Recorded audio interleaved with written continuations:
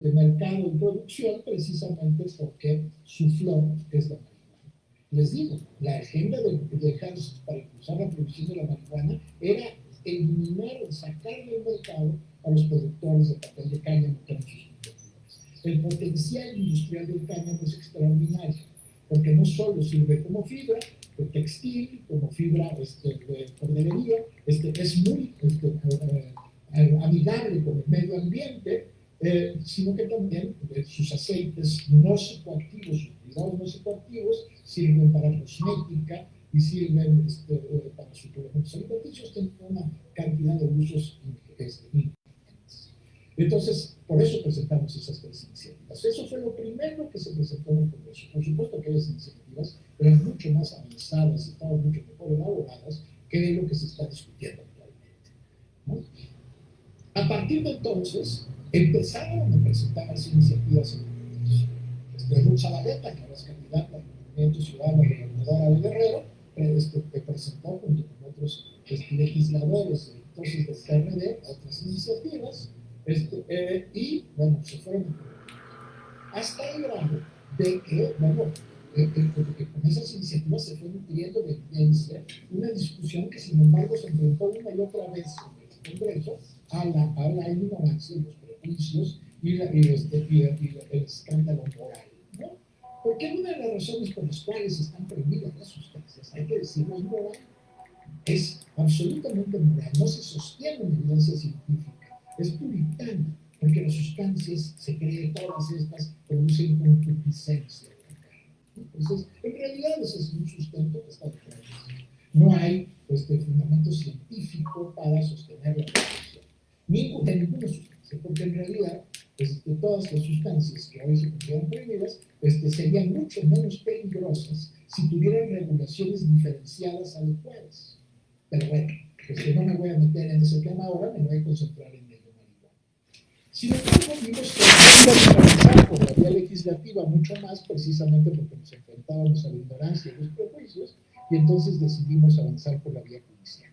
Discutimos mucho cuál debería ser la estrategia, y entonces yo incluso tenía dudas de que la vía judicial, por la vía del amparo, pudiéramos avanzar. Sin embargo, Lisa Sánchez, de México Unido contra la Delincuencia, decidió que había que dar el paso. Y entonces se organizó el litigio estratégico que finalmente condujo a la jurisprudencia de la Suprema Corte que declaró inconstitucional la prohibición absoluta de la marihuana.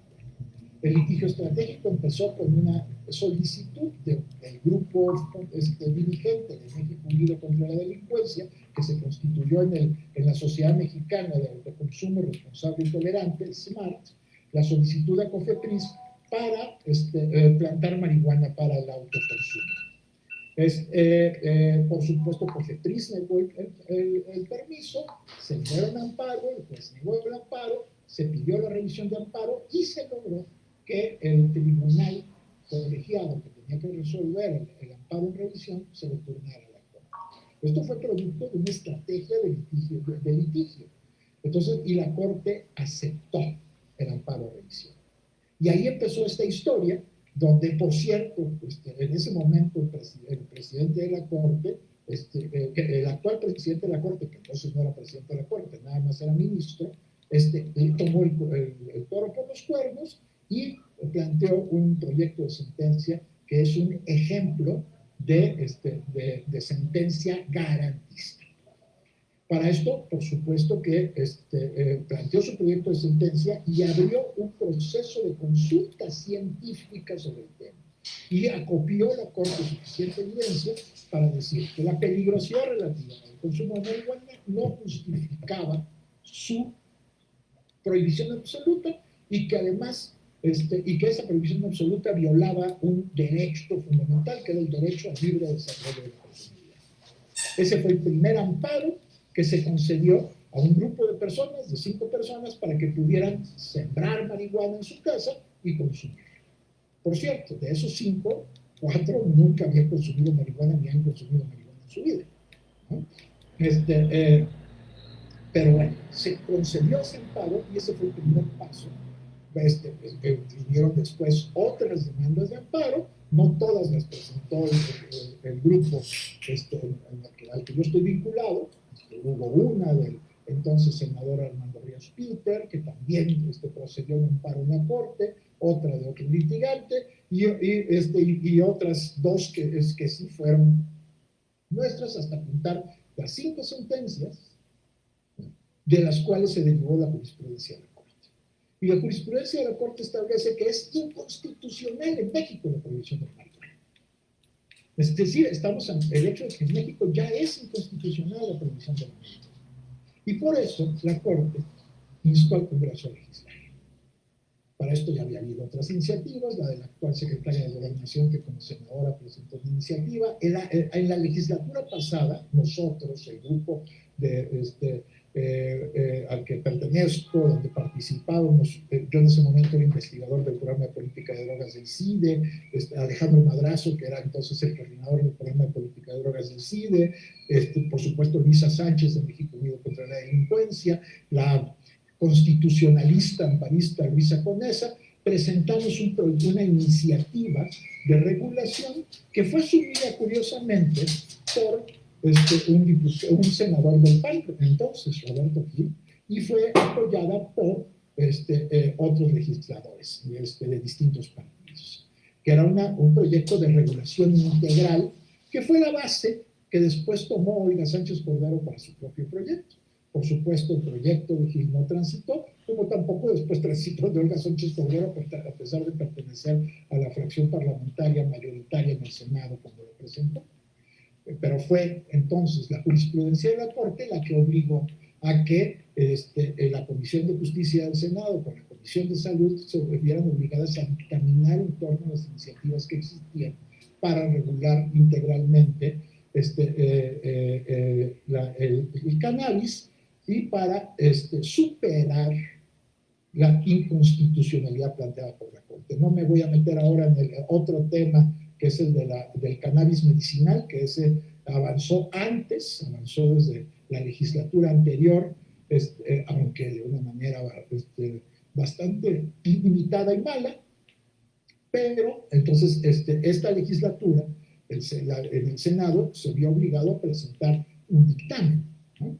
Y entonces, con base en las iniciativas que existían ahí, se elaboró un dictamen nuevo, un dictamen que es pésimo, pésimo, es una basura, no sirve, ¿no? Bueno, después fue minuta y después lo empeoró la Cámara de Diputados. ¿Por qué? En primer lugar, porque no despenaliza. Es decir, es un dictamen que mantiene la penalización tanto del consumo, porque por más que se diga que el consumo no está penalizado, todos los actos vinculados al consumo sí están penalizados, ¿no? La única manera de no cometer delito al consumir marihuana es que pase por enfrente de uno el humo y uno le haga así, es la única manera, porque si uno tiene en la mano un churro de marihuana, está cometiendo un delito porque es posesión. Claro, desde 2008, la posesión simple de menos de 5 gramos es delito, pero está exenta de ejercicio de la acción penal, pero de todas maneras te presentan al Ministerio Público y como es un umbral muy bajo, se presta para la extorsión y todo lo que tenemos documentado de cómo esa tabla de umbrales que está en la Ley General de Salud es simplemente un instrumento para la extorsión.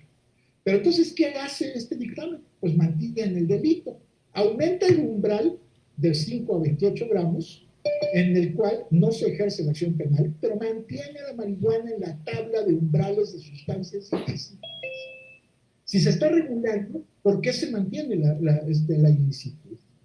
¿No? Porque además mantiene el cannabis. De hecho, en la acción de la Ley General de Salud, de las sustancias que tienen poco o nulo uso médico y que son de alta peligrosidad. No modifica la clasificación de la marihuana, que ese es otro de los grandes defectos que tiene esta iniciativa.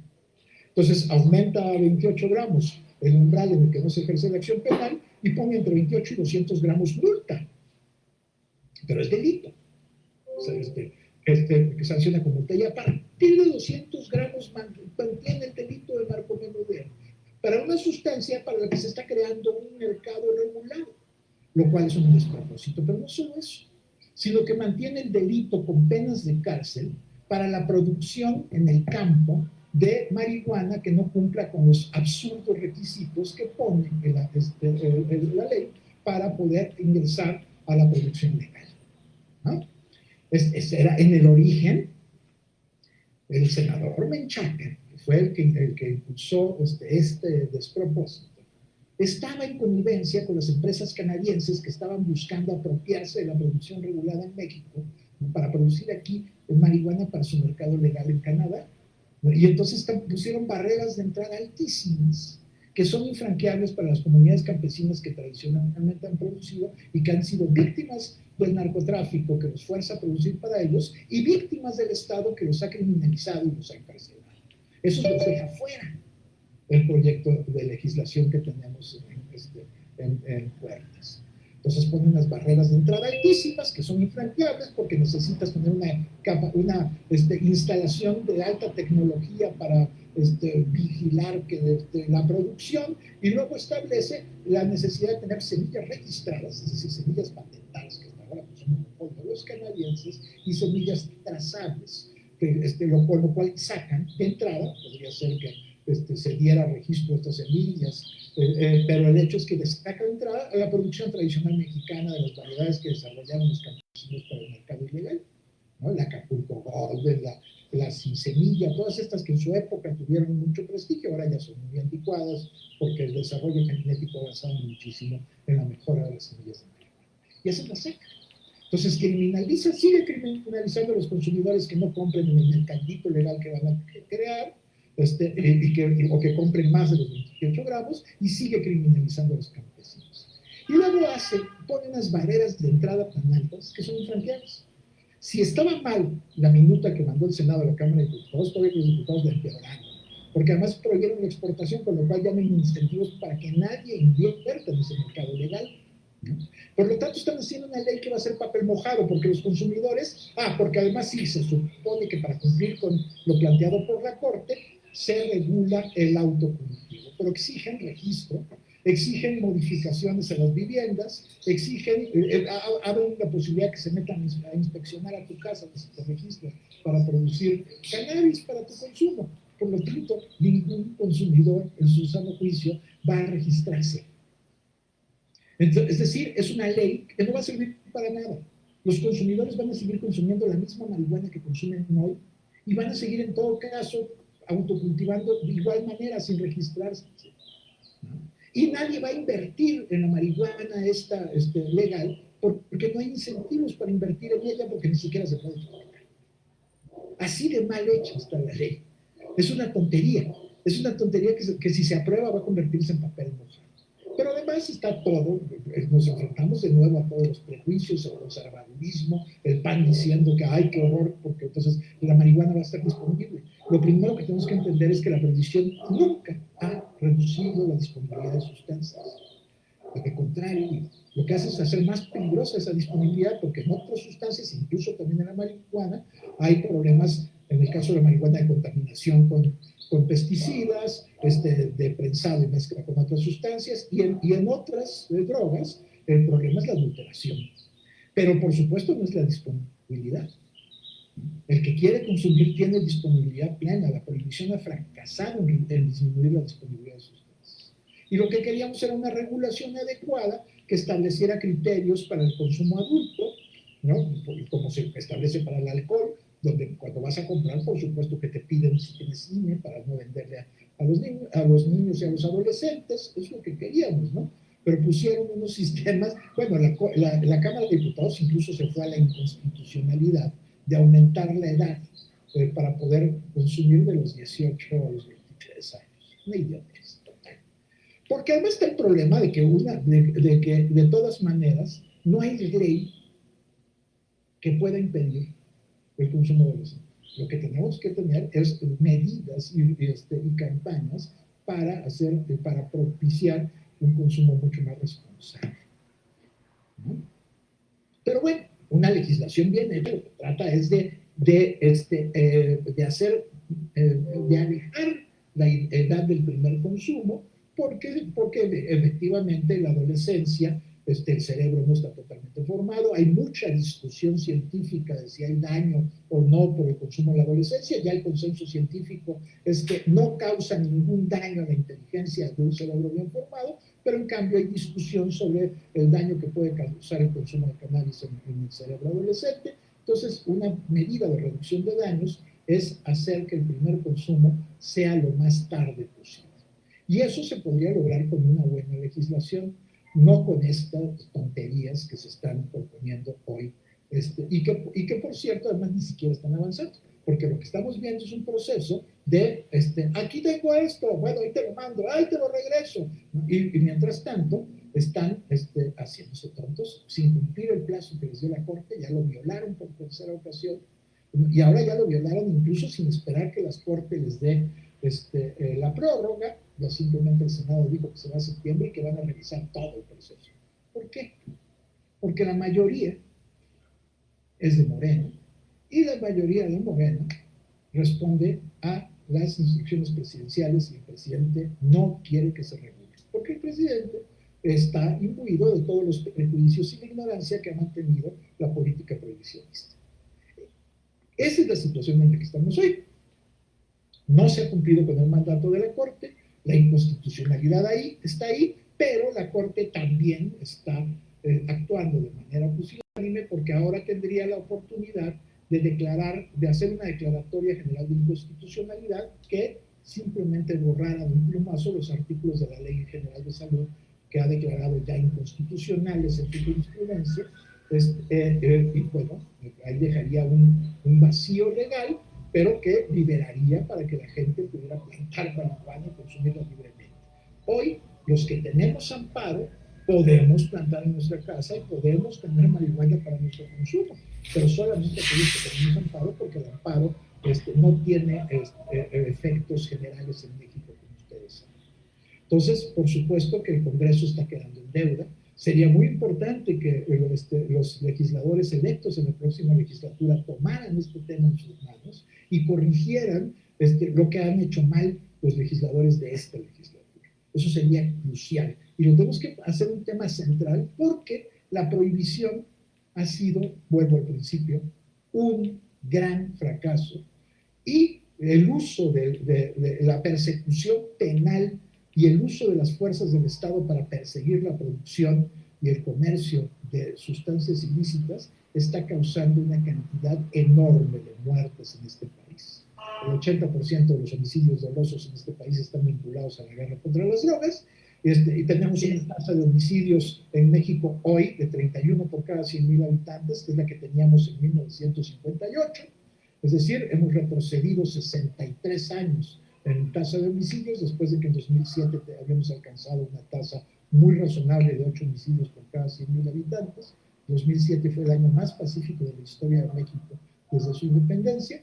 Entonces estamos en una guerra que es demencial, porque ¿saben ustedes cuántas muertes hubo el año pasado? En 2019, no tengo el dato de 2020, porque bueno, no está y porque ya no se mide y la pandemia, pero en 2019, ¿saben cuántas muertes hubo por consumo de sustancias ilícitas directamente en México? Fueron 600 muertes. 600, sí. De las cuales la mayoría se pudo haber prevenido, porque la mayoría de las muertes vinculadas a consumo de sustancias ilícitas son por sobredosis de opiáceos, y los opiáceos tienen un antídoto que se llama naloxona. Por cierto, ya está en el Senado la iniciativa para que la naloxona deje de ser una medicina clasificada como de uso exclusivamente hospitalario y pueda estar disponible libremente en farmacias para que los propios usuarios tengan acceso a la naloxona. Pero de nuevo, son los prejuicios y es la ignorancia lo que hace que no haya disponibilidad del antídoto que evitaría las muertes por sobredosis de la droga más letal por sobredosis, que son los opiáceos, la heroína, el fentanilo y demás. Pero entonces vean ustedes el despropósito. Las sustancias ilícitas provocan una cantidad mínima de muertes y en cambio el combate a las sustancias ilícitas provoca 30,000 muertes. Así es. Doctor, muchísimas gracias. Creo que ha sido una excelente y amplia ponencia en tan poco tiempo. Nos ha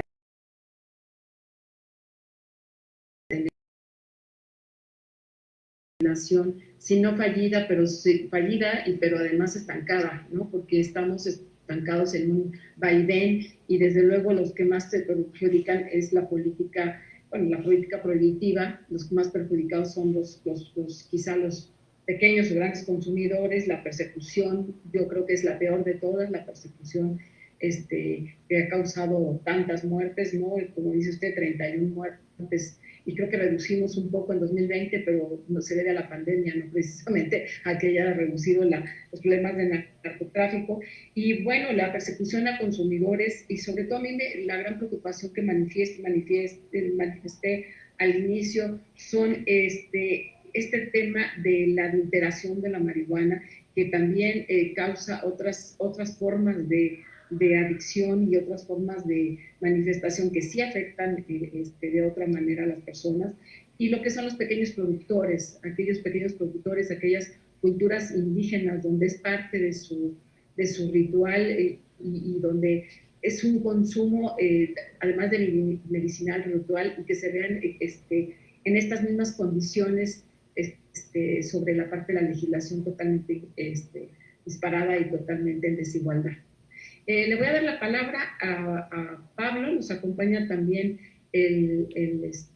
una vez que termines tu ponencia, Pablo, de 10 minutitos, por favor, estamos un poco cortos de tiempo. Seguiría con el diputado Alejandro Pérez Corzo, que nos regale unos 10 minutitos de exposición. Alejandro, bienvenido, gracias por estar aquí. Y posteriormente terminaremos con la exposición de Pablo. Si me da permiso, Alejandro, escuchamos a los jóvenes. ¿Cuál es su postura sobre este tema? Gracias. Adelante. Muchas gracias por el espacio. Yo me presento con todos ustedes, Pablo Castro, y muchas gracias al doctor Javier por regalarnos una amplia plática, y sobre todo yo digo que en lo personal me centró mucho la plática y el conocimiento que nos imparte el doctor, porque es una realidad que la prohibición y que la malinformación, así como los prejuicios sociales, como bien lo dijo el doctor, están causando problemas sociales y problemas reales, como son, pues, la verdad, una guerra contra el narcotráfico en una que es la sustancia más consumida. Estamos también en problemas legislativos acerca del tema, como también nos informa, y al paso de la historia podemos darnos cuenta cómo esta sustancia, por lo menos yo pienso que es algo que ya crece en nuestra comunidad, porque yo como joven pues, la conozco desde que iba casi en la preparatoria. Entonces es algo que ya está muy común y que ya es muy frecuente, y yo comparto lo que dice el doctor Jorge, que hay que informarnos, hay que dejar de satanizar las cosas. También tenemos que adentrarnos a tener la responsabilidad de, aparte de tener una buena regulación y una buena información hacia los ciudadanos del tema, tenemos la responsabilidad de eso que dijo Rosa, es muy importante, el que nosotros les demos apertura a estos generadores o productores pues locales. Desgraciadamente ellos en los procesos que tienen o los fertilizantes que usan pues dañan la planta o tienen otras propiedades psicotrópicas, las cuales están afectando más a la juventud, porque pues no hay un buen proceso de producción de la marihuana, no se permite esta regulación, y sobre todo dejas de fuera a todo a toda nuestra fuerza de trabajo, que es ese sector del campo, que ya tienen una costumbre tanto de producción, de consumo, comunidades indígenas, y no los incluimos y no los hacemos parte de, porque desgraciadamente la legislación o los métodos que implican los actuales gobernantes, pues son para beneficiar a ciertos grupos de productores y dejar de fuera a esta fuerza importante de peso de gente que es el sector del campo. Y respecto a mi postura personal, yo siento que todavía falta un poco de información y de trabajo por parte de los legisladores, de parte de los poderes, para la información y la no presunción o no prejuicios sociales, como bien lo mencionaba el doctor Jorge, porque esta mala información hace que sus efectos sí sean más contraproducentes de lo que deberían ser, y yo siento que es una forma de reactivar un poco la economía, viéndolo muy positivo, porque sí hay los factores necesarios, tanto de clima, tanto de producción, tanto de varias zonas de distribución, como para que las legislaciones estén tan atoradas y tan mal estructuradas, a mi punto de vista, y es lo que, pues, yo les invitaría aquí en este espacio a pensar que es nuestra, pues, contribución hacia la sociedad, el informarnos, el ser escuchados, el que la democracia sea como debe de ser, que nosotros seamos los que propongamos y hablemos acerca de lo que vivimos en las comunidades, en nuestra sociedad, y poder decir, oye, estos son los problemas reales, esto es lo que debería de mejorar, esto es lo que debería de, pues, no sé, de no satanizarse, como es la palabra que utilizó el doctor, para que pudiéramos tener una conciencia acerca del tema, y tal vez falte un poco de tiempo para mi gusto para que pudiera aprobarse o despenalizarse completamente el uso recreativo de la marihuana, pero tiene muchas cosas positivas, muchas cosas que ya son reales, y también pues no tenemos que permitir que un mercado en el que tenemos participación pues nos lo quiten los extranjeros, como normalmente nos pasa con canadienses o estadounidenses, porque ellos sí se adelantan a sus regulaciones, ellos sí ven que es algo que se consume en la sociedad. Entonces, de mi punto de vista, siento que hay que adelantarnos y darle seguimiento a este tipo de reformas para tener un impacto social importante. Gracias, Pablo. Pamela, no sé si quieras dar tu aportación sobre tu visión desde la juventud. Yo creo que una de las grandes preocupaciones es los jóvenes y su participación en estas políticas y en muchas otras. Sabemos que 32 millones de jóvenes van a estar participando en estas elecciones, y claro que conocer sus propuestas, conocer su visión, resulta de suma importancia tanto para candidatos como para legisladores, y también desde luego toda la sociedad en general. Pamela, adelante. Bueno, igual, muchísimas gracias por el espacio y al doctor Jorge por la plática. O sea, la verdad no venía muy preparada, pero pues yo igual, o sea, es un tema que he discutido mucho desde prepa y en la universidad. O sea, yo estoy en relaciones internacionales, y pues es un tema que pues genera como mucha polémica, pero al igual que Pablo, o sea, es algo que ya está, o sea, en mi punto de vista ya está súper normalizado, y más en nosotros, los jóvenes. O sea, ya es algo que, o sea, ya es muy raro conocer a alguien que, pues que no, o sea, que no consuma marihuana, o que no sepan en qué lugares, o que no venda, por ejemplo. Entonces sí creo que también, o sea, legalizarla pues va a, bueno, o sea, una legalización correcta pues iba a ayudar mucho, y también más en la erradicación de la violencia, y pues el hecho de que también muchos jóvenes se metan a grupos organizados, o sea, porque ya no les queda de otra. Y más, o sea, más como ponencia, yo tenía como dos preguntas que me surgieron ahorita para ti. La primera es qué tan próxima ves como una correcta regulación, o sea, como tú dices, que pues tenga esa oportunidad de exportación y todo lo que nos explicaste. Y también, o sea, en la relación como bilateral con Estados Unidos, ¿tú qué escenario futuro ves en el caso de que pues, se llegue a esta como correcta regulación? O sea, en cuanto al mercado abastecedor de drogas y pues todo lo de, pues, todo lo narcotráfico. Muy bien, gracias, Pamela. Pues, si me permite, doctor, le dejo la palabra después del diputado, el candidato a diputado Alejandro Pérez Corzo, y de la participación de Royal, para que le conteste estas preguntas a la joven Pamela. Gracias a nuestra acompañante Pamela. Alejandro, pues, bienvenido, gracias. Muchísimas gracias. La verdad es que estoy verdaderamente emocionado de poder escuchar al doctor Jorge Javier Romero, que pues sin lugar a ningún tipo de discusión es la máxima autoridad en esta materia a nivel nacional. Sé que él pues es muy generoso con sus colegas de los diferentes centros de investigación en los que he estado, y seguramente querrá rebatir esta afirmación de mi parte, pero yo así me atrevo a decirlo, es la máxima autoridad en la materia, y para mí es una gozada escucharlo, sobre todo en el contexto de que estamos acompañados de jóvenes, y creo que eso es algo que lo hace muy valioso, que nosotros los partidos políticos, tú Rosa Marta, que también eres candidata a diputada federal, que tenemos ese reto de llevar la evidencia al Congreso, ¿no? Creo que ha sido en todo el mundo, no solo en México, el tema de la regulación del mercado de drogas, un paradigma de cómo no se debe legislar, cómo hemos llevado a las normas que regulan la conducta social de los hombres en todo el mundo, todo menos la evidencia científica, y hemos logrado con ello hacer particularmente en nuestro país una escena kafkiana. Ya desde hace prácticamente un siglo que se promulgó la ley de retiro, que habíamos logrado que los militares gradualmente fueran saliendo de nuestra vida en este periodo que de manera tan jocosa retrató Jorge Ibargüengoitia en Los Relámpagos de Agosto.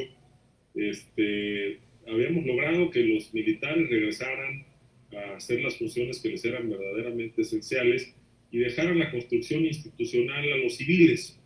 Y ahora yo creo que nadie en sus sueños más pesimistas, en el 2006, principios del 2007, cuando se relanzó justamente, como dice el doctor, durante el año más pacífico en la historia revolucionaria de México,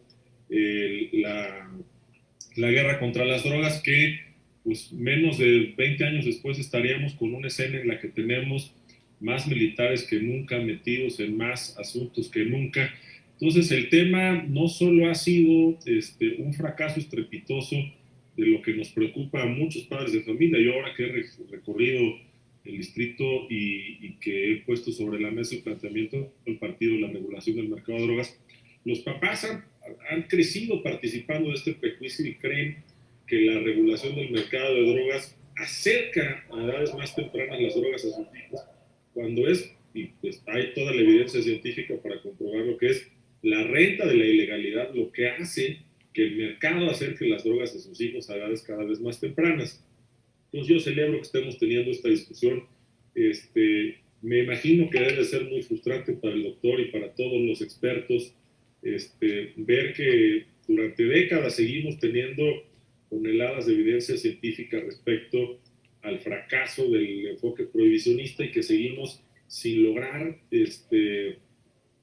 tener pues un avance verdadero que pueda contribuir, uno, a la pacificación del país, dos, a la desmilitarización del país, y tres, atender un problema de salud como lo que es, un problema de salud que generó un problema de seguridad y que desafortunadamente no solo no tenemos menos personas afectadas por la adicción, ¿no? Este porcentaje que hablaba del doctor de un 13.5% de consumidores problemáticos de cannabis, pues están más lejos de tener una atención con un enfoque de salud, desafortunadamente por el dinero que se tiene que invertir en el enfoque de seguridad.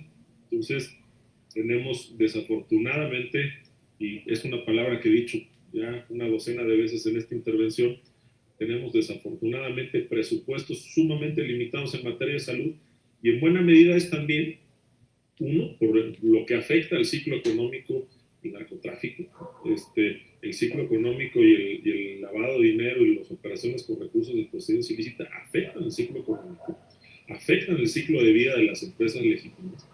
Y dos, que el presupuesto de salud se ve afectado por la falta de esos impuestos, pero también por la enorme cantidad de recursos que se ha tenido que invertir en esta economía de guerra, ¿no?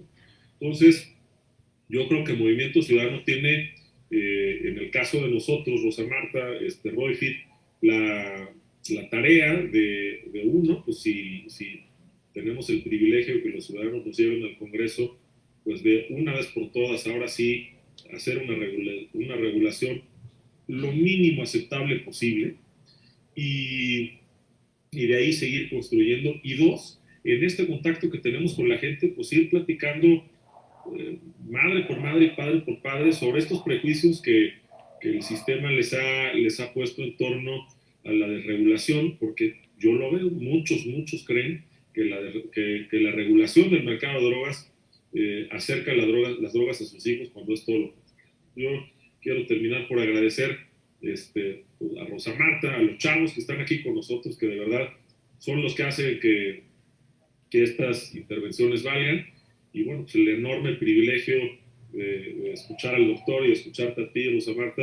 O sea, el doctor había tenido yo el privilegio de leerlo muchas veces, pero nunca había tenido yo la emocionante oportunidad de escucharlo y además en un ambiente tan íntimo que nos permite este formato. Y bueno, pues muchas gracias a todos. No, al contrario, Alejandro, pues nos acompañan también muchos jóvenes que nos van a estar viendo por Facebook Live, la idea, y en el blog de jóvenes que armamos en Álvaro Obregón. Para Álvaro Obregón, aquí es un problema muy serio el tema de la distribución, ¿no? El narcomenudeo. Álvaro Obregón tiene cerca de 44 barrancas registradas, dicen que son más de 100 o cerca de 100. Y bueno, en este número de barrancas hay un sinfín de motos haciendo distribución de arriba abajo y de abajo arriba, hasta similar en Magdalena Contreras. Entonces, pues por ese simple solo hecho que existe y que provoca la misma ilegalidad y la misma falta de regulación, ¿no? Pues tenemos que voltear a ver a estos lugares que en teoría no se ven, no existen, pero cuando uno baja a las cañadas, a las barrancas, te das cuenta que esto existe y ves incluso en nuestros recorridos, ves cómo se dan las distribuciones de una manera muy particular de esta zona. Entonces sí creo que para mí es una gran preocupación esta regulación y claro, por supuesto que es cierto confirmo lo que dicen, yo creo que la prohibición es la que está provocando la mayor atracción sobre este tema, ¿no? Bueno, pues voy a abrir el espacio para preguntas, no sé si Roy, nos regalas unos minutos de tus comentarios, por favor, gracias. Claro que sí, perdón, he tenido malísimo internet y me ha estado sacando, desconectando, pero aquí estoy de regreso. De verdad, muchísimas gracias a todos los que participaron hoy en este ejercicio, a Rosa Marta por la organización.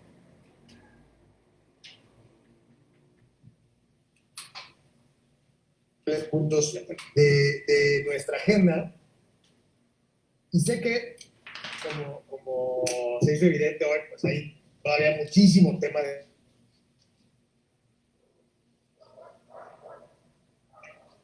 Creo que ya lo cortamos, ¿verdad? Ya lo perdimos. Hola. Sí, te perdimos un poco.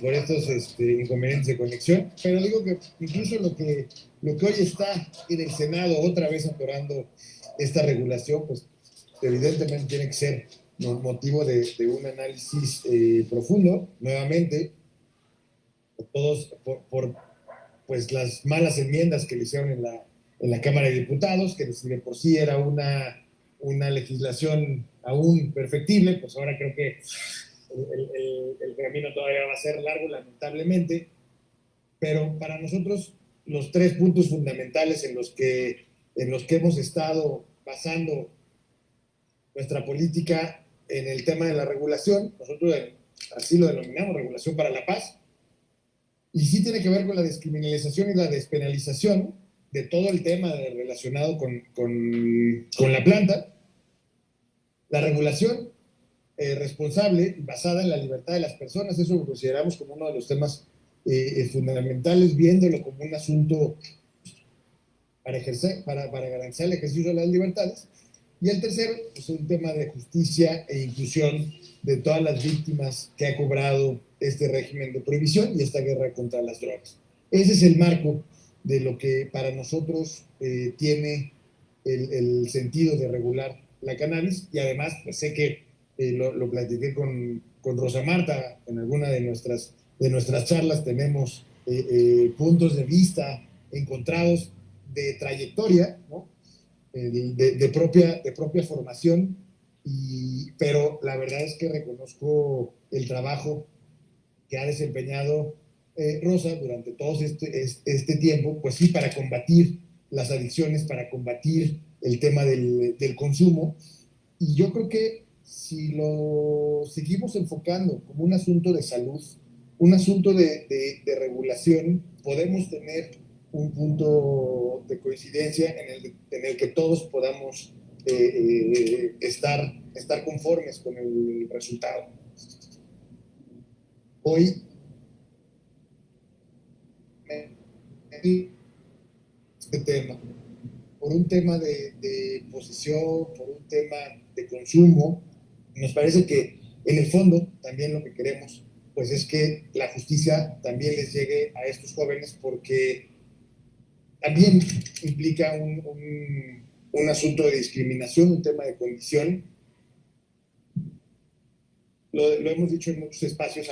Aquí podemos estar en una reunión ahora que se puedan hacer virtuales, y podríamos estar hablando de consumir y de echarnos un porro nosotros, pero y no tendríamos las mismas condiciones que en otros aspectos, en otro tipo de colonias, incluso de ahí, de la misma Álvaro Obregón, de donde está Rosa, que sabes que hay una problemática terrible, pero también es un asunto de discriminación. Por eso tenemos que avanzar en una regulación que nos permita eliminar esos sesgos, pero también avanzar en una regulación precisa que nos lleve al objetivo fundamental que tenemos, y creo que eso debe ser una de las batallas que no nos debemos de negar a dar los próximos años, y que es la paz.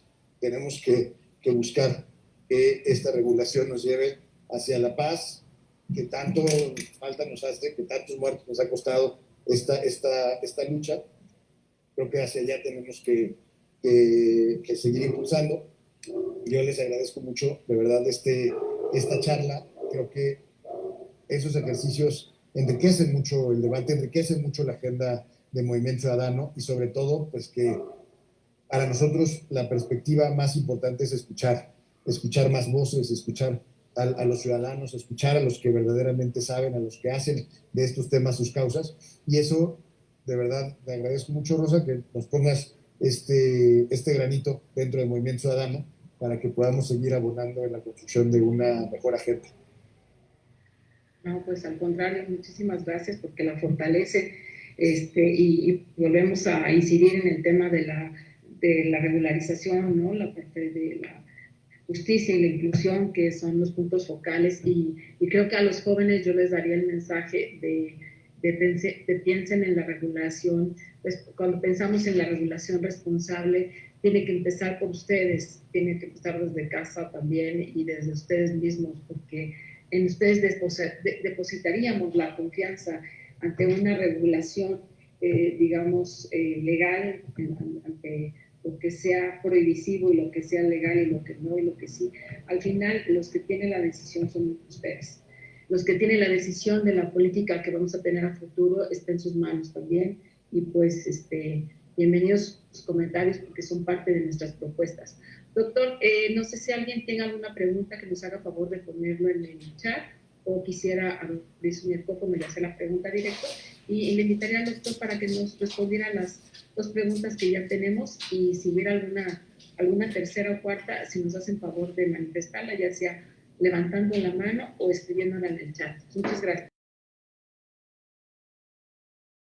Gracias. Bueno, en primer lugar quiero agradecerle a Alejandro los cumplidos, pero tengo que decir que efectivamente esto es un trabajo colectivo, de equipo, en el que he tenido algún tipo de liderazgo, pero también, por ejemplo, Lisa Sánchez de México Unido contra la Delincuencia, el grupo de regulación por la paz. Esto es un trabajo colectivo, pero le agradezco mucho a Alejandro sus flores. Luego, coincido esencialmente con lo que planteó Royfield, pero tengo una enorme diferencia, que es importantísimo ponerla en el centro. A las adicciones no se les combate, a las adicciones se les atiende y se les previene. La estrategia de una buena política de drogas debe ser prevenir y atender los consumos problemáticos, desestigmatizar el consumo y promover el consumo responsable. Y esto tiene que ver con una cosa que planteaba Rosa Marta hace un momento, que es esta cuestión de, bueno, están los centros de distribución clandestina, los centros de narcomenudeo, y esto causa alarma social.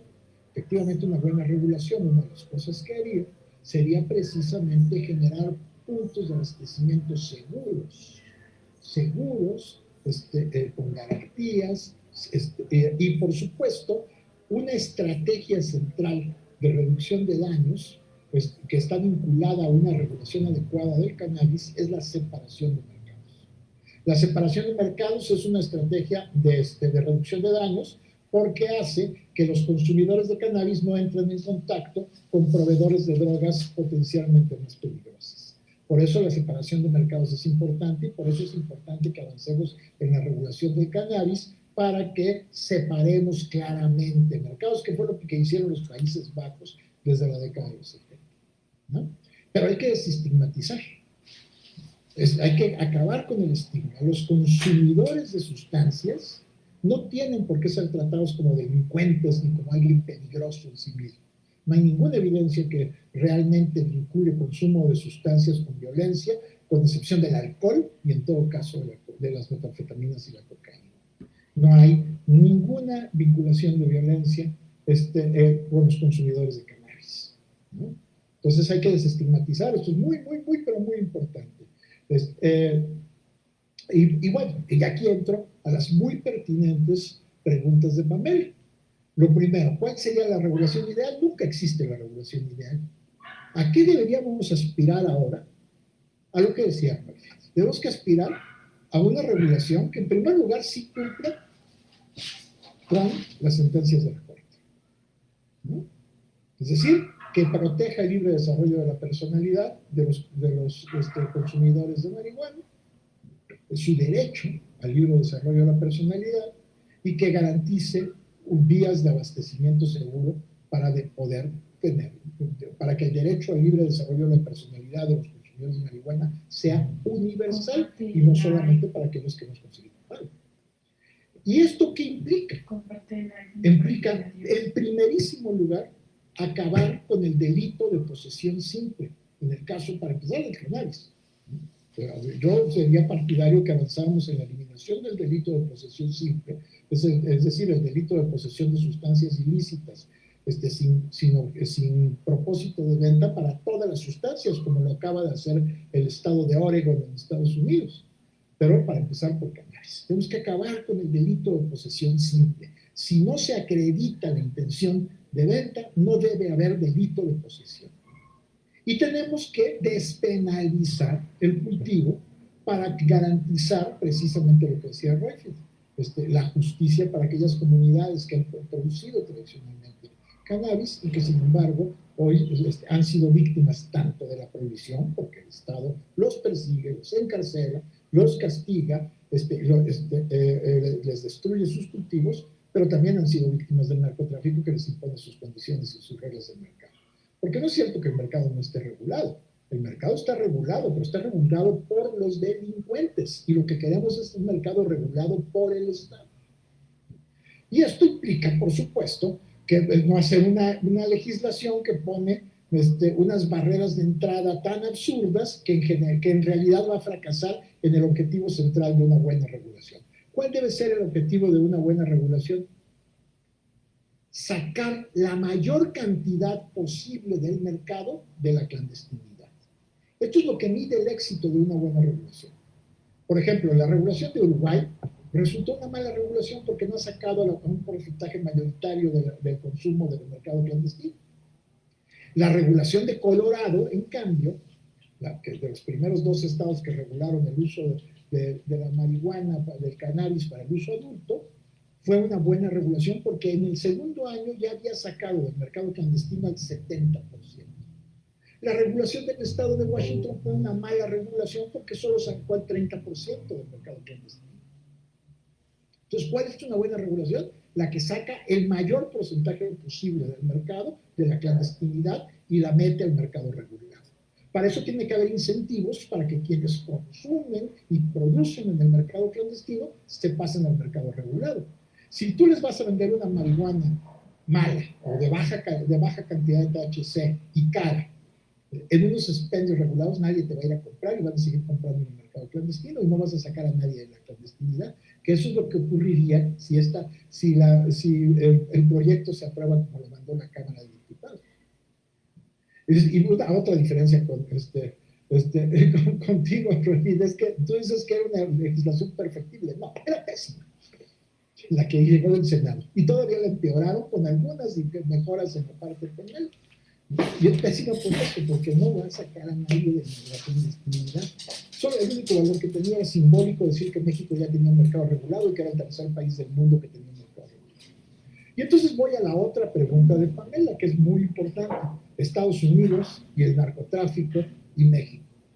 Fíjense ustedes cómo hemos podido avanzar. Canadá ya avanzó a la regulación integral, con una regulación que todavía tendremos que evaluar en los próximos años qué tanto ha sacado del mercado clandestino, pero ya Canadá tenía una prohibición muy laxa antes de su regulación, entonces muy probablemente sea muy eficaz para sacar del mercado clandestino la mayor parte del consumo. Pero ya Canadá tiene una regulación integral y es tan fronterizo con los Estados Unidos como México. La mayoría de las entidades de los Estados Unidos, el cannabis es legal o para el uso personal, en 16 estados es ya legal para el uso personal, o para sus usos medicinales y terapéuticos, que en buena parte de esos estados no son más, esta regulación no es más que un subterfugio para dar acceso legal al cannabis para el uso personal. Entonces, la prohibición del cannabis ya cayó en Estados Unidos, que eran algunos estados recalcitrantes, y está avanzando, ¿no? Ya Nueva York ya legisló, en los últimos, de esos 17 con Nueva York, y día a día vamos conociendo un nuevo estado que legisla para regular. Y es muy probable que se acabe la criminalización del cannabis durante esta legislatura, porque Biden ha planteado que está por la descriminalización, no por una regulación integral, pero sí por la descriminalización. Entonces, la prohibición del cannabis ya es pasado en los Estados Unidos, y mientras tanto en México la seguimos manteniendo o seguimos haciendo regulaciones que son absurdas y que van a fracasar. Entonces, esto es muy importante, pero también hay que tomar en cuenta una cosa que es central en la pregunta que se Pamela. ¿Qué tanto va a influir esto en el narcotráfico? Muy poco, porque el narcotráfico ya no está interesado en el mercado del cannabis, precisamente porque ya existe mercado regulado. Fíjense la importancia de la regulación le quita el negocio a los delincuentes. Una de las razones por las cuales tenemos una delincuencia que puede reclutar ejércitos y comprar armas es porque hicieron una acumulación originaria gracias a la prohibición de las drogas. Los mayores beneficiarios de la prohibición han sido los narcotraficantes, que son especialistas en mercados clandestinos, no en drogas. Por lo tanto, si el mercado de la marihuana ya no va a ser clandestino, ya no es clandestino, incluso en Estados Unidos, ya no les interesa producir marihuana en México para la exportación, porque en Estados Unidos ya el mercado es interno, ¿no? Ya se produce allá la marihuana, porque además la tecnología ha cambiado, la producción bajo techo se está generalizando y demás, y ya no les interesa exportar marihuana. Entonces no va a afectar al narcotráfico, porque el narcotráfico además ya está centrado en otros negocios más redituables, en las drogas. Ahorita el tema central, sobre el que tendríamos que estar ya discutiendo seriamente, es sobre cómo regular adecuadamente los opiáceos para quitárselos a los delincuentes. No pueden ser regulados igual que la marihuana, o igual que el alcohol, o igual que el tabaco, como un asunto de mercado, pero necesitamos una buena regulación que haga accesible los opiáceos a las personas que tienen uso problemático en condiciones sanitarias, y que prevengan la posibilidad de que nuevas personas se vuelvan usuarios problemáticos. Y esto es indispensable, y esta es una discusión que se tiene que estar dando, porque hoy el negocio del narcotráfico está en los opiáceos, que son unas sustancias mucho más peligrosas que el cannabis, y que además ya ni siquiera dependen de la producción de amapola y de opio, porque ahora ya el mercado está centrado en los opioides sintéticos que se producen en la huerta. Y también deberíamos estar pensando en la regulación adecuada de la cocaína, porque la cocaína sigue siendo un mercado que le da muchos ingresos al narcotráfico, y que causa mucha violencia, y ya tenemos diseños de cómo regular adecuadamente la cocaína para prevenir los usos problemáticos, para atender los usos problemáticos y las adicciones, y para reducir la violencia y reducir el negocio de los especialistas en mercados clandestinos. Entonces, la marihuana es el primer paso para desmontar el paradigma. Eso es lo que tenemos que hacer, desmontar el paradigma prohibicionista y diseñar políticas públicas de drogas que se basen en la evidencia.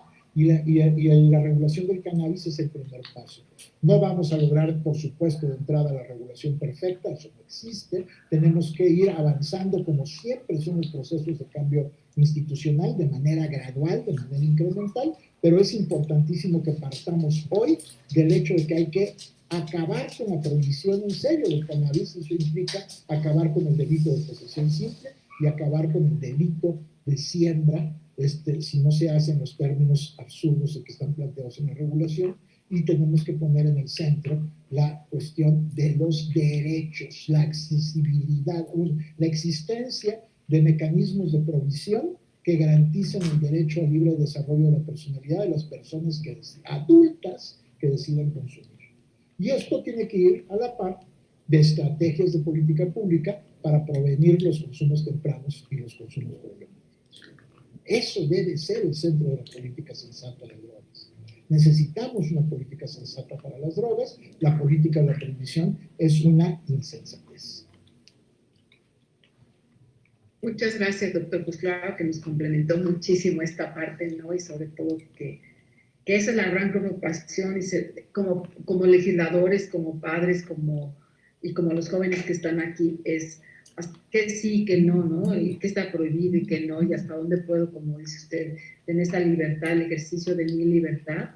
Y eso, el ejercicio de la libertad, yo como madre diría que tiene que ver mucho con mucho de la cultura y la educación que se da desde pequeños, ¿no? Entonces, se tiene que educar la libertad, y no en la adolescencia, sino desde mucho antes, para que entonces se pueda ejercer con libre derecho. Y el Estado debe de proveer a los jóvenes también esa libertad de expresión. Ustedes tienen en sus manos esa herramienta, la herramienta para expresarse, y bueno, pues todos los jóvenes que nos escuchan también por otros medios aquí en este Zoom, pues les invitaría a eso, a reflexionar sobre su libertad, su derecho a ejercer, y lo importante que es para que participen políticamente en este tipo de políticas públicas que son hechas también para ustedes. ¿Alguien tiene un comentario que hacer? Tenemos otras personas aquí, Carla, Deyanira, ¿alguien más que te quieras hacer algún comentario, una pregunta? A ver. Sí, yo, muchísimas gracias. No, al contrario, a ver, es otro de nuestros jóvenes aquí participantes. Buenas noches, doctor. Un placer escucharlo. Yo tenía esta duda, porque usted está hablando sobre la legislación, tiene que estar orientado a los incentivos económicos para poder generar un campo igual y que se pueda crear la suficiente competencia entre los proveedores. Pero ¿qué asegura que si se abre el campo para que todos los productores entren, los mercados internacionales no se van a venir a comer a los nacionales, que al final de cuentas ya llevan mucho tiempo trabajando esto? Pues hoy en día se dice que la marihuana de Colorado es la mejor, ¿no? Porque al final de cuentas ya está trabajada, busca la calidad, ¿no? Por el mercado regulado. Entonces, si hablas que la exportación es muy importante, pues también va a haber importación, y al final de cuentas eso puede ser un choque que no le convenga al mexicano meterse al mercado. Ahí hay una ventaja competitiva que tiene México, que es el clima. Es decir, el precio de la buena marihuana en México podría ser mucho más bajo que el de cualquiera que se produzca en Canadá o en Colorado, donde se tiene que producir bajo techo, usando unas cantidades enormes de energía. Aquí tenemos sol, ¿no? Y aquí hay una experiencia de producción rural de marihuana también muy larga. Entonces, por supuesto que ahí lo que tienes que sacar son tus ventajas competitivas. ¿Por qué creen ustedes que los canadienses vinieron a cabildear aquí para hacer una ley que protegiera a sus empresas? Porque además la regulación que se estaba pretendiendo aprobar Al contrario, no estaba hecha para proteger a las empresas mexicanas, estaba hecha para proteger a las empresas canadienses. Y vinieron a cabildear, a mí me consta, a mí me cabildearon, yo tuve contactos con empresas canadienses, a mí esto no es una leyenda, yo sé que estuvieron en el Senado, yo sé que cabildearon con Menchaca, yo sé que el proyecto de Menchaca hasta mal traducido estaba de lo que le mandaron los canadienses. ¿Por qué? Porque los canadienses querían venir a aprovechar el sol mexicano para producir para su mercado. Y entonces impusieron esta barbaridad, que después en la Cámara de Diputados les echó a perder cuando les puso la prohibición de la importación, de la exportación.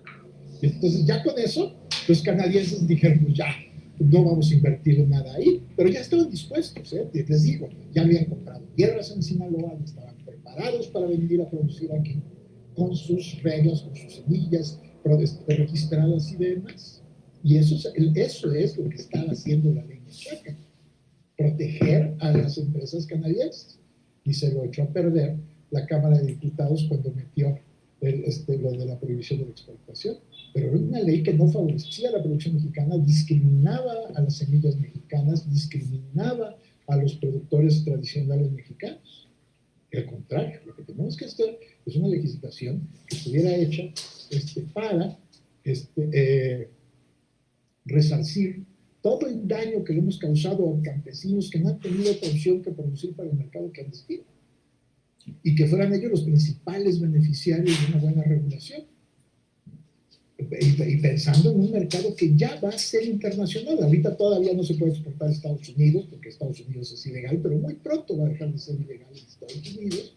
Y México tendría que estar pensando en un mercado norteamericano de cannabis, donde tuviera ventajas competitivas y no darle de entrada protección a las empresas canadienses. Que eso es lo que estaba haciendo la ley Menchaca.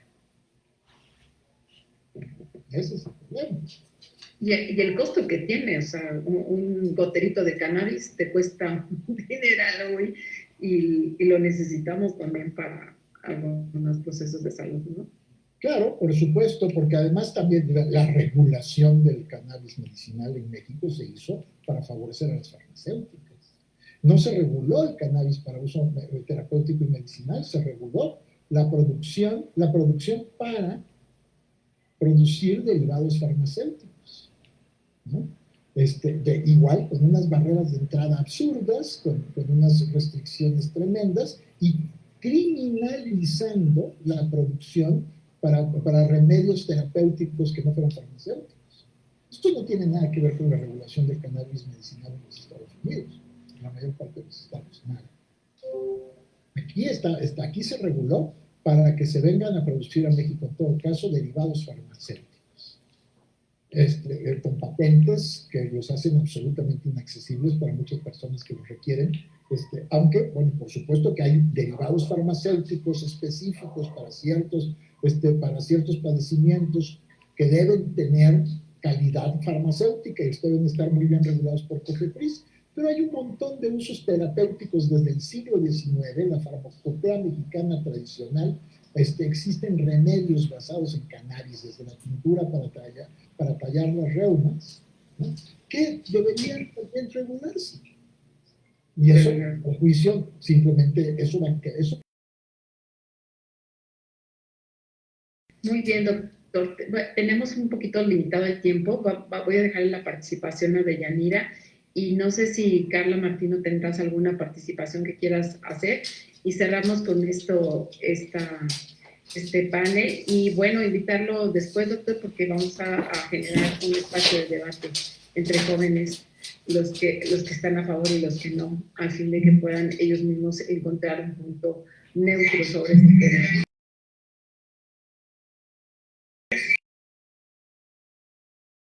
Ya más que nada quisiera ¿Alguien con un micrófono? Si me ayuda, gracias. Adelante. Ajá. Bueno, más que nada yo quisiera felicitarte por esta iniciativa de organizar este evento y sobre todo porque esta información pues se comparta y me da muchísimo gusto ver que hay muchos jóvenes entusiasmados y conociendo de este tema y sobre todo felicitar al doctor Romero porque pues fue una intervención excelente y bueno, a mí más que nada me dio muchísima información que desconocía y pues me parece muy interesante. Felicidades al Movimiento Ciudadano y a los jóvenes. Gracias, Deyanira, al contrario. Adelante, Karen. Pues muchas gracias, doctor, por la información. La verdad es que coincido en todo lo que comentó y creo que es muy importante, más que todo, la educación. O sea, todo es un tema de educación, de lo que se le comunica a los hijos, a los jóvenes. Bueno, me incluyo un poquito dentro de que no teníamos la información completa de lo que verdaderamente implica el cannabis en cuestión de médica, vaya. Entonces, creo que es falta de información en lo que hemos tenido y este tipo de pláticas nos abren el panorama para poder entender precisamente la necesidad de regularlo y en qué términos podría regularse. Creo que nos faltó tiempo, en lo personal, creo que nos faltó un poco de tiempo y de información. La sentí muy corta para toda la información de lo que es y ojalá podamos hacer una segunda parte, porque, pues sí, o sea, pero me gustaría que poderlas tal vez escribírselas en privado y tal vez para una segunda parte de plática, si se pudiera, sería muy bueno, porque esto fue muy poquito, fue realmente algo muy breve para todo lo que verdaderamente es el tema. Gracias, Rosy, por la iniciativa, fue muy enriquecedor. Y pues muchas gracias, doctor, porque gente como ustedes lo que necesitamos que nos vaya retroalimentando. Gracias, Carla. Gracias. ¿Quieres cerrar algo, Alejandro? ¿Quieres ayudarme a cerrar?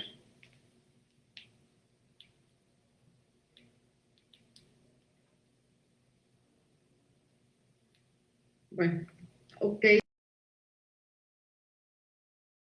Gracias también al doctor, y ahorita que puntualizó esa segunda parte, añadiendo lo de Carla, faltó un poco de tiempo para preguntas, para el espacio tal vez de debate y de informarnos tanto posturas a favor o en contra, pero se me hace de suma importancia saber esto y de verdad un agradecimiento porque nos informan de temas que nosotros no conocemos porque solo está en nuestro entorno de forma social y mucha gente no se da cuenta el alcance que tiene la información para la prevención, aunque rime y aunque vayas, que suene bonito, es esa información que nos hace falta de verdad para todo lo que se puede prevenir, tanto en comercios irregulares, tanto lo que podemos atraer a gente que invierte en tierras, así como en la producción que nosotros podemos hacer y la exportación. Y siento que es un tema de auge y bastante, pues, de urgencia atender para que toda esta regulación esté de forma adecuada y toda esta información nos ayude a prevenir lo negativo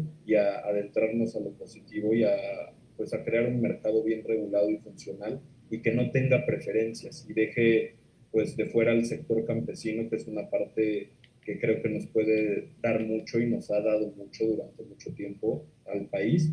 Y ya que estamos en esta función de servidores públicos, pues poder atacar eso de forma pues como debe de ser y propiciar esta adecuada regulación. Y muchas gracias por toda la información. Gracias a ti, Pablo. Y vamos a organizar, la verdad, doctor.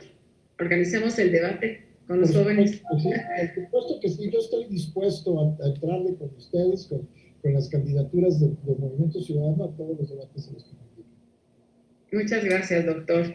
Alejandro. Pues nada más, yo quiero, si tú me lo permites, Rosa Marta, doctor, jóvenes que están y personas que nos acompañan, concluir con una pequeña reflexión, que no es una reflexión agradable, pero es cierta, que es que nunca en la vida, nunca en la historia de este país había sido tan peligroso ser mexicano. Entre la pandemia y los homicidios dolosos, ser mexicano es más peligroso que nunca. Vamos dando tumbos saliendo de la pandemia, pero eventualmente saldremos.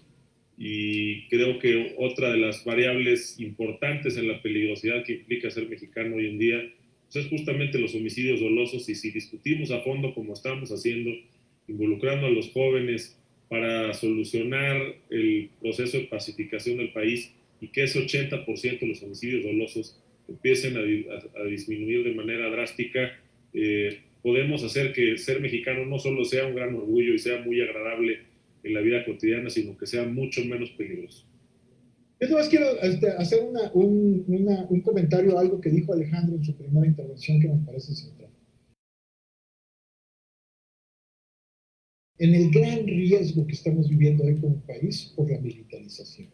La militarización es el peor subproducto de la guerra contra las drogas, pero en este gobierno está yendo mucho más allá de la ya de por sí desastrosa militarización de la seguridad pública.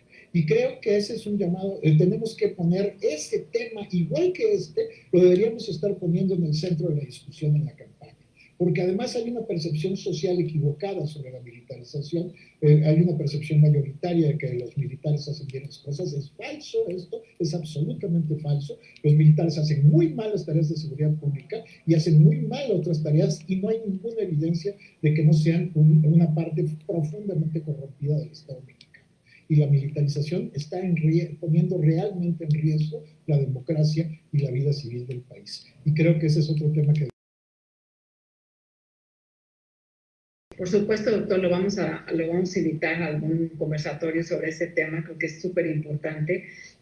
Yo, la verdad, quiero cerrar con un mensaje para los jóvenes y padres de familia y toda la gente que nos vea en otros espacios. Regularizar la marihuana no es establecer expendios para promover el consumo, sino al contrario, para que esto sea regulado y sea la responsabilidad y el derecho de los ciudadanos, y entre ellos los jóvenes, asuman la responsabilidad. Necesitamos ser jóvenes más comprometidos y más responsables con México. Y bueno, pues muchas gracias a todos por estar aquí, y pronto hacemos el debate, doctor, y lo invitamos con mucho gusto también a ti, Alejandra, a todos los que están aquí. Haremos el debate. Muy bien. Buenas noches a todos. Gracias. Gracias, buenas noches. Gracias. Hasta luego, doctor. Hasta luego. Gracias. Gracias. Bye.